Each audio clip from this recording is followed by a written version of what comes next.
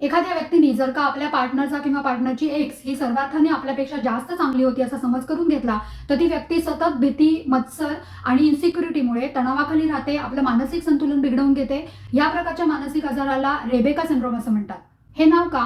तर रेबेका नावाच्या कादंबरीवरती आधारित हिचकॉकचा रेबेका नावाचा चित्रपट आला होता, ज्यामध्ये नायकाची दुसरी पत्नी हिला नायकाची पहिली मरण पावलेली पत्नी रेबेका ही आपल्यापेक्षा जास्त सुंदर, हुशार होती. आपल्या नवऱ्याचं तिच्यावरती आपल्यापेक्षा जास्त प्रेम होतं असं सतत वाटत राहतं. भीती, मत्सर आणि इन्सिक्युरिटीमुळे ती तिचं मानसिक संतुलन बिघडवून घेते. रेबेका सिंड्रोम झालेली व्यक्ती आपल्या पार्टनरचा भूतकाळ ऍक्सेप्ट करू शकत नाही. रादर भूतकाळ आणि वर्तमान काळ यांच्यामध्ये योग्य सांगड घालणं त्या व्यक्तीला जमत नाही. सतत वाटणाऱ्या भीती, मत्सरामुळे आपल्या पार्टनर बरोबरचं प्रेम आणि विश्वास ती व्यक्ती गमावून बसते. सोशल मीडियामुळे या सगळ्यामध्ये नक्कीच भर पडलेली आहे.